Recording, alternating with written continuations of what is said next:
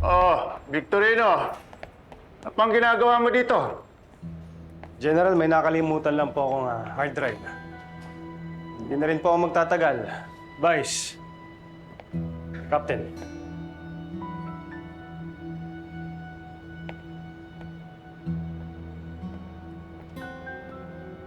Si Magiba.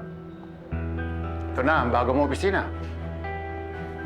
Jen, bagay na bagay talagang si Dimagi ba ang maging kapitan nitong stasyon na to, no?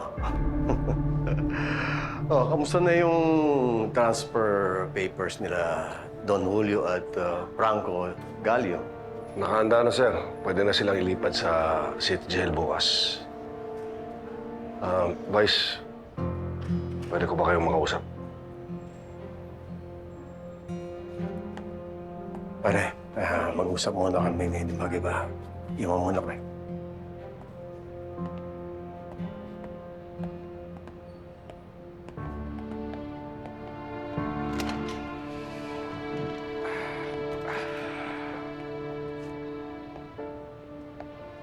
Vice, kumusta ko si Santino? Ayos naman. Gaya na pinag-ako ko sa'yo na nasa mabuting kamay siya. Wala kang dapat alalahanin. Pwede ko ba siyang bisitahin? Hindi naman kita pipigilan kung gusto mo, kung may panahon ka. Pero sa ngayon na ikaw na ang hepe, alam kong marami ka ng responsibilidad at mga dapat asikasuhin. Lalong-lalo na yung mag-amang Montenegro. Ano ba? Meron ba tayong leads kung nasan yung mga yan?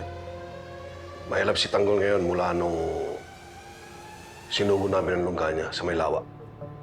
Pero may sinusundan tayong leads kay Ramon, sir. At na-discover namin na membro ng mga Red Phoenix ang kumuha sa kanya sa ospital. At Red Phoenix din ang nagtangkang dumakip sa anak niyo. Vice, matanong ko lang, bakit kaya hinahabol ng Red Phoenix ang anak niyo? Alam mo naman yung aking dedikasyon at pangako na susugpuin at dismantle yung mga kartel at drug syndicate. Siyempre, tayong pupuntirihin. Pero huwag mong alalahanin yung mga yan. Maliit na grupo lang yan.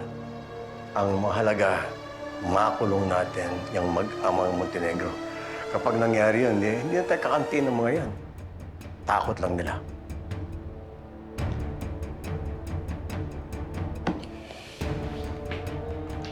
Yan ba ang pakay mo? Okay na.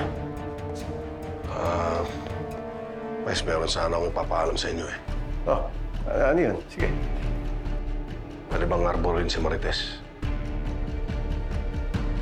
Handa naman akong magbayad sa pampiyansa sa kanya. Nagbago na ba ang isip mo kay Marites? Gusto ko na mabuong pamilya ko, sir. Nakakatuwa na marinig yung intensyon naman ng buong pamilya mo. Pero huwag kang mag-alala. Inayos ko na ang piyansa ni Marites. Nahanda na yung mga papeles para ma-release siya as soon as possible. Salamat, Vice, pero bakit yung ginawa yun? Huwag natin kalimutan na kapatid ko rin si Marites.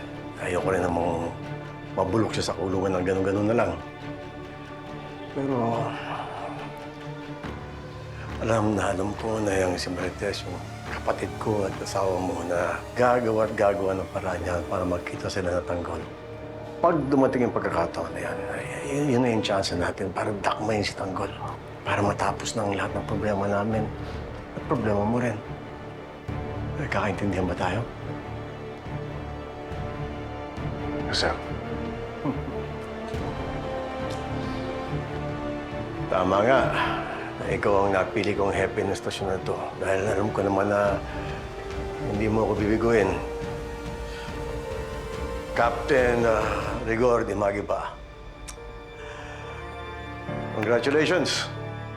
Thank you, sir.